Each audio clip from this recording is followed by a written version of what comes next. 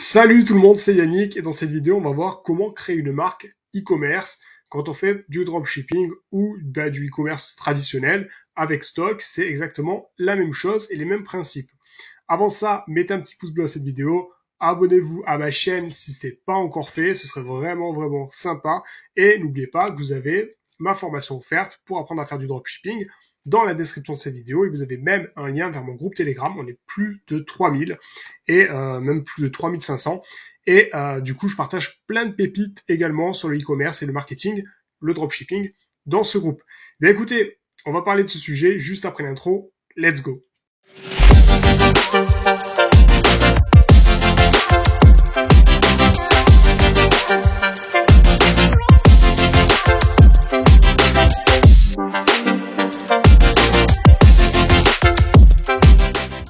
Alors c'est parti, on va parler de comment créer une marque en e-commerce pour faire là principalement du dropshipping, mais encore une fois ça s'adresse à tout type de e-commerce, donc même au e-commerce avec stock, le e-commerce traditionnel. Alors la première chose, ça va être, alors on va traiter déjà de l'aspect général de la boutique. Alors chose très importante, ça va être de définir vos couleurs, votre atmosphère, d'accord? Ça va être super important. Alors, qu'est-ce qui s'est passé? Hop. Alors, je sais pas, est-ce que c'est tous ces points? Non. Hop.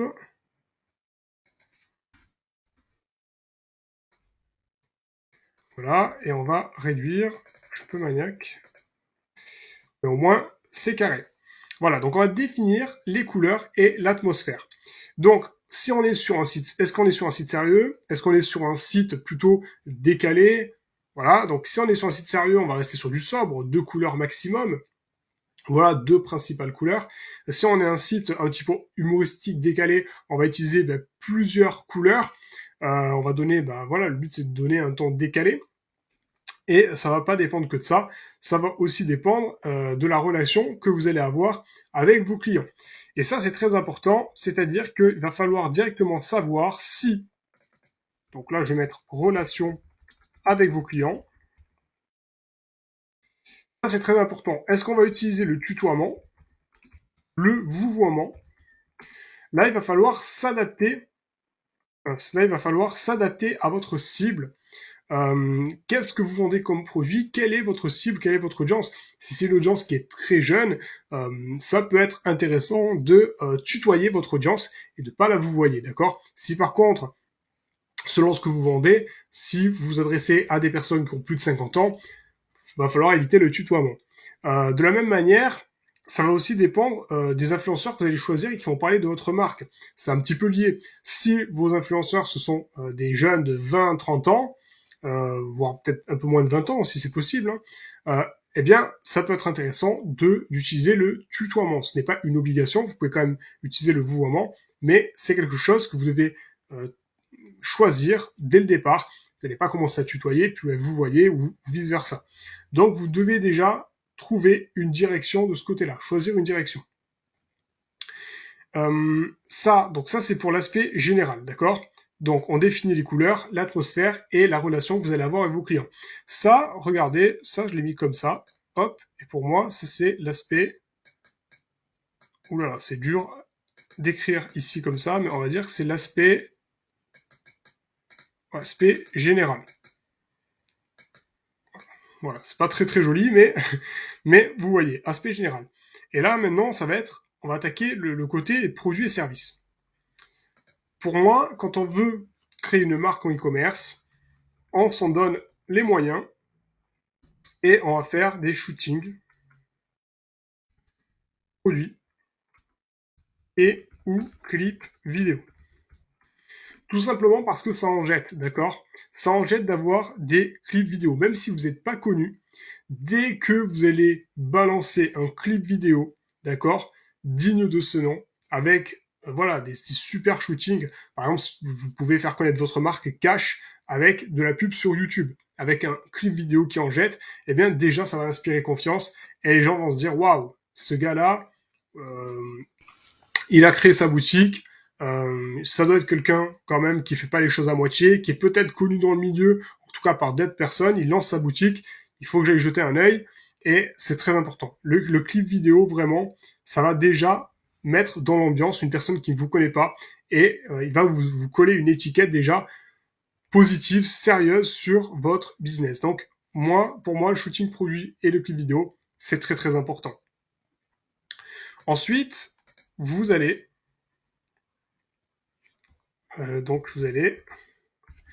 qualité du produit, j'ai mis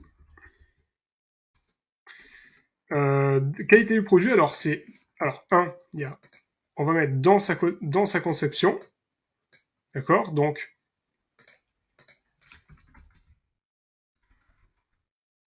dans sa conception. Alors dans sa conception, c'est quoi? Est-ce que c'est un produit bio? Est-ce que c'est un produit français? Est-ce qu'il respecte les normes européennes? Ça, c'est très important aussi, d'accord. C'est important de mettre en avant les qualités de votre produit. Et c'est pas terminé. Vous allez aussi mettre en avant, eh bien, hop, qu'est-ce qu'il va apporter comme bénéfice au client? Que va apporter votre produit? Donc ça, quand vous créez une marque, vous y réfléchissez, d'accord? Vous réfléchissez à comment est conçu votre produit, les avantages que vous allez pouvoir mettre en avant. Donc c'est très important. Si vous avez un produit et qu'il peut respecter les normes européennes, les normes françaises, qu'il est bio, qu'il est créé en France, forcément, ça va donner beaucoup de points à votre marque. Et pareil, quels bénéfices vont en tirer vos clients? Le bénéfice, c'est par exemple si votre produit il est bio, qu'est-ce que ça va donner à vos clients? L'avantage du bio à vos clients. Ça, vous allez pouvoir le déballer. D'accord? Et puis s'il est français, par exemple, vous pouvez aussi donner des avantages. Pourquoi c'est intéressant d'acheter des produits français? Quels vont être les bénéfices d'acheter en fait vos produits made in France sur votre boutique plutôt qu'un made in China? Voilà. Donc ça, c'est quelque chose que vous devez penser. Encore une chose très importante ici qui peut paraître évidente, c'est la qualité du SAV. Quand vous créez une marque, vous devez d'avoir un SAV de qualité. Un SAV de qualité, c'est un SAV qui est accessible très très facilement, déjà parce que vous allez mettre en avant les numéros de téléphone pour vous contacter, enfin le numéro de téléphone pour vous contacter le SAV. Alors, numéro de téléphone, mettez pas votre numéro de téléphone portable. Hein. Vous avez des sites comme Mon Standard Facile qui permettent d'acheter des 01, par exemple, 02, 03, 04, qui redirigent vers votre téléphone portable. Au moins, on voit pas qu'il y a un téléphone portable derrière, et c'est un numéro professionnel qui apparaît. Donc du coup, très intéressant d'avoir un numéro pro. Et bien sûr, d'être facilement joignable. Si vous êtes joignable que le mercredi de 16h à 17h, ça sert à rien, évidemment. Mais si par contre vous avez un numéro de téléphone qui est joignable en semaine, je vous dis n'importe quoi, de 8h jusqu'à 19h30, 20h, c'est génial. Et si vous pouvez être aussi disponible le week-end, c'est encore mieux. Pareil, si vous avez un formulaire de contact, mettez-le en avant. Vous devez le mettre dans le menu. Ça, c'est très important. Si vous pouvez mettre un chat pour vous contacter via un chat sur votre boutique, vous devez le mettre en avant. Vous devez en fait être facilement disponible et joignable, accessible pour vos clients et pour vos potentiels clients. Pareil, affichez aussi un mail. Si vous avez un mail, il y en a qui préfèrent ne pas passer par des formulaires de contact, mais vous envoyez directement un mail. Donc mettez en avant le mail. Ensuite, très important, ça va être le packaging. Alors, je le mets, mais ce n'est pas une obligation au début d'avoir un packaging. Pourquoi? Parce que quand les gens vont acheter, enfin c'est tout bête et méchant, mais ils ne verront pas le packaging. Vous pouvez prendre en photo le packaging tel que va recevoir le client avec le produit à côté et tout, c'est possible. Mais en réalité, ce n'est pas une obligation. Et comment dire, vous n'êtes pas le client de toute manière. Le packaging, c'est une fois qu'il a payé, de toute manière, qu'il va le recevoir. Donc bien évidemment, si vous voulez créer la meilleure des expériences clients, il faut que vous travaillez aussi le packaging. Mais ce n'est pas une obligation au début pour commencer, ce n'est pas la priorité, parce que la priorité, ça va être le produit. D'accord? Ça va être les qualités du produit, ça va être la forme du produit, ça va être les bénéfices du produit. C'est le plus important. Et votre site internet. Et le packaging, c'est quelque chose, c'est la petite surprise, la petite touche supplémentaire qui va apporter vraiment, eh bien, encore plus de choses, plus d'expérience, une meilleure expérience quand votre client va recevoir votre produit. Donc ça, c'est pas quelque chose que vous pouvez travailler dès le départ, parce que ça va vous coûter un peu plus d'argent d'améliorer le packaging, évidemment. Mais c'est quand même quelque chose qu'il faut faire quand vous voulez créer une marque tôt ou tard. Alors ensuite, quelque chose de très important, alors je vais décaler, hop, il y a le storytelling. Le storytelling, c'est très important, d'accord? Vous n'avez pas créé une boutique, dans la tête de vos clients en tout cas, vous n'avez pas créé une boutique pour faire du fric, d'accord? Vous n'avez pas créé pour ça. Dans la tête de vos clients, vous devez avoir créé votre boutique pour une raison qui va les toucher, d'accord? Une cause qui va les toucher. Donc dans la tête de vos clients, il doit y avoir une raison autre que pécuniaire d'avoir créé en fait la boutique sur laquelle ils se trouvent là actuellement. Il faut savoir qu'on vend mieux quand on fait intervenir les sentiments. On vend avec les émotions, d'accord? La base, la puissance même du marketing, elle vient de là. On vend avec des émotions. C'est grâce à ça que vous allez réussir à vendre et à augmenter en fait votre chiffre d'affaires. C'est en vendant de l'émotion. Si vous avez compris ça, et alors vous avez compris une grande partie du marketing puisque tout va se jouer là. Donc le storytelling fait intervenir des émotions. D'accord? Pourquoi vous avez créé votre boutique? Pour résoudre quel problème? En partant de quel constat? Qu'est-ce que vous avez vécu et qui vous a emmené aujourd'hui à créer cette boutique, à proposer les produits là que vous proposez à vos clients? Donc, le storytelling, c'est quelque chose que vous ne devez pas négliger. Vous créez une page avec, par exemple, notre histoire, ou sur la page d'accueil directement, vous racontez l'histoire de l'entreprise, de pourquoi vous avez créé votre boutique.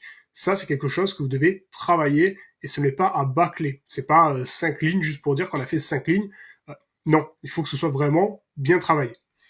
Alors ensuite, là, je vais mettre, c'est très intéressant, mais on va mettre cause caritative.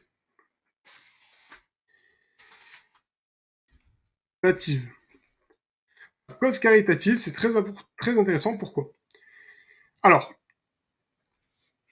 il faut savoir qu'il y a 70% des consommateurs, donc c'est une statistique assez dingue, qui opteraient pour une marque en raison de sa cause, d'accord, qu'elle défend. Donc, cause caritative, très intéressant parce que vous allez prendre une cause qui vous touche personnellement, qui a un rapport, bien évidemment, aussi avec, si possible, hein, avec le site, la boutique que vous avez créée, les produits que vous vendez. Et du coup, le fait que vous aidiez cette cause, eh bien, du coup, ça va vous permettre tout simplement d'augmenter vos ventes, votre chiffre d'affaires. Mais en plus de ça, bah déjà, il y a un sentiment quand même personnel de satisfaction personnelle d'une cause caritative. Mais en plus de ça, du coup, vous allez bénéficier de l'éclat de cette cause et vous allez bénéficier en fait de l'éclat et de l'image de cette cause caritative, d'accord?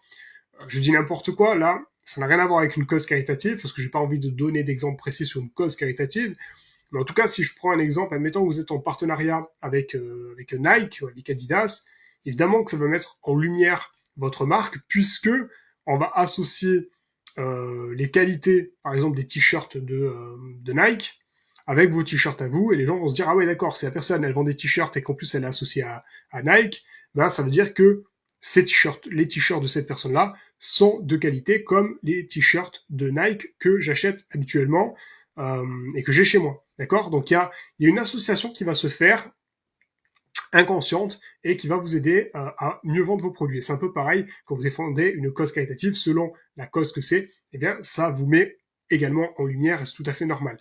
Donc les causes caritatives, c'est très intéressant.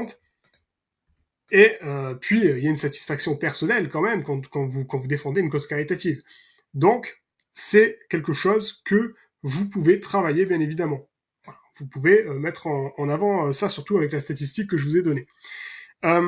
Ensuite, chose intéressante, c'est les témoignages authentiques. Et j'insiste sur le fait, authentique, voilà, et j'insiste sur le fait authentique, je vais mettre même en gras, et il manque un S. C'est très intéressant et c'est surtout différent. Donc voilà, donc là je vais le mettre. C'est différent des témoignages. Voilà, qu'on va prendre ailleurs, d'accord? Des témoignages, je vais mettre ça comme ça, c'est bête, mais pompés ailleurs. Par exemple, les témoignages chinois sur AliExpress, les témoignages, des témoignages, je sais pas moi, on voit en fait que c'est pas français en fait, ça vient pas de votre boutique, vous l'avez récupéré ailleurs, c'est mal traduit. c'est en anglais, même si vous le traduisez en français, ça se voit que ça vient pas de, c'est pas authentique. Et c'est intéressant de comprendre ça. Pourquoi? Parce qu'en plus, même ces témoignages-là, des fois, je vois des élèves à moi qui récupèrent des témoignages avec des photos pixelisées, mais vraiment, vraiment pas propres du tout. Et c'est pas top. On voit même d'ailleurs des fois on voit que c'est pas propre. On voit que c'est pas authentique. Je vais pas rentrer dans les détails, mais vous avez compris. Et donc, du coup, ce qui est intéressant d'avoir des témoignages authentiques, ben, c'est justement déjà d'inspirer plus confiance. Et témoignages authentiques, ça peut être aussi, ça peut être des influenceurs avec qui vous allez travailler. Vous allez leur demander justement une photo, une vidéo du produit qu'ils ont testé, et même de vous laisser un petit mot, de laisser un petit mot à la marque. Ça, c'est super intéressant parce que vous allez pouvoir faire une section témoignages avec ces influenceurs-là sur votre boutique, et du coup, vous allez pouvoir augmenter votre taux de conversion. Donc ça, pour moi, c'est super important. C'est super important pour créer une marque en e-commerce, d'avoir de vrais témoignages et qu'on ne sente pas une seule seconde qu'il y a eu, comment dire, une petite manigance, j'ai envie de dire, en ayant récupéré les témoignages ailleurs. D'ailleurs, ça se fait pas et je vous conseille absolument pas de faire ça, vraiment pas. Voilà, vous devez avoir vos propres témoignages et de vrais témoignages. Ensuite, il y a les avis. Les avis, c'est différent. Parce que les avis, en fait, en général, là, on est noté. D'accord? Témoignage, c'est, on va dire que c'est l'expérience client. D'accord? C'est comment ils ont trouvé le processus de réception du colis, l'ouverture, le produit lui-même, comment il était. Mais on va pas donner spécialement une note. Là, un avis, on va donner une note. Et du coup, pour que ce soit encore plus crédible, alors, vous avez soit des applications comme Loox, d'accord, qui permet de recueillir des avis clients. Et si vous voulez aller encore plus loin, vous avez la possibilité de payer, par exemple, vous avez Avis Vérifié, vous avez Trusted Badge, vous avez plein de sites comme ça qui permettent simplement Trustpilot, il me semble. Oui, c'est Trustpilot. Moi, je connais bien Trusted Badge, par exemple. Et du coup, qui permettent en fait de recueillir des avis clients et des avis vérifiés, d'accord. Et ça, par contre, ça vaut de l'or parce que quand vous avez de très bonnes notes, que vous avez 4,5 sur 5 et que ce sont des avis vérifiés, eh bien forcément, les clients ont confiance et votre taux de conversion marche, fonctionne. Et pour créer une marque en e-commerce, en dropshipping, c'est très très important. C'est tous ces petits détails qui vont faire la différence. Vous voyez, là, alors là, par contre, vous voyez, j'étais là, du côté, là on était plutôt côté, donc là c'est aspect général, là on va mettre aspect, on va dire produit. Pour moi c'est l'aspect produit. Produit site internet. D'accord Et encore, même pas site internet, parce que l'autre aussi c'est un peu dans le site. Non, là on est plus vraiment côté produit. D'accord? Code qualitatif, donc par rapport à votre produit, storytelling par rapport à vos produits, le packaging c'est le produit, la qualité du SAV, bon oui, parce que c'est ça, par rapport au retour produit. Là on est plus côté produit, mais produit en dur, hein, avis sur les produits. Donc, vous voyez, c'est quand même du taf, hein, c'est quand même du taf. Là, ça se fait pas à l'arrache. Là, on y réfléchit vraiment 2-3 fois. Super important, parce qu'après, c'est difficile de revenir dessus. Ou alors, il faut faire une refonte totale, mais du coup, c'est compliqué si vous avez déjà des clients de rechanger un petit peu la direction. Là, tout ce qui est shooting, ça prend un peu de temps, ça prend de l'argent, bien évidemment, mais là, le but, c'est de créer une vraie marque. Donc là, pareil, réfléchir aux qualités des produits que vous allez vendre. Qualité du SAV, packaging, storytelling, cause caritative, si vous pouvez, ben, défendez des causes, c'est tout à votre honneur, et ça va aussi vous aider à mieux vendre. Voilà, tout simplement. Témoignage authentique, et puis encore une fois, moi, ça, ce que j'adore, c'est que, ben, on est content quand on vend, on sait que, ben, on vend, déjà, on fait de l'argent, mais en plus, on sait qu'on aide une cause, qu'on défend une cause. Ça, voilà, c'est moi ça j'adore. Pour moi ça c'est du plus plus plus. C'est aussi ce qui vous motive tous les jours à faire des ventes puisque vous aidez également une cause. D'accord Donc ça c'est mon coup de cœur ça. Ensuite vous avez les témoignages authentiques et les avis. Voilà comment justement créer une marque en e-commerce. Vous avez tous ces points là. J'espère en tout cas que ça va vous aider. Si vous avez des questions, bah, posez-les en commentaire. Si vous avez d'autres idées là, qu'il y a des choses que j'ai oubliées, bah, dites-le moi en commentaire. Mettez un petit pouce bleu, abonnez-vous à ma chaîne YouTube. Il y a plus de 300 vidéos sur le marketing, le e-commerce, le dropshipping sur ma chaîne YouTube. C'est pas rien. Vous avez même mon groupe Telegram dans la description de cette vidéo, dans lequel je partage plein de pépites que je peux pas partager sur YouTube parce que c'est des vidéos très courtes de 30 secondes, 1 minute. Ça peut être des audios, ça peut être du texte, des images. Bref, allez-y, rejoignez le groupe. On est vraiment plusieurs milliers dessus. Et en plus de ça, vous avez ma formation gratuite en dropshipping. Encore une fois, le lien est dans la description de cette vidéo. Je vous dis à très vite dans une prochaine vidéo. Ciao, ciao!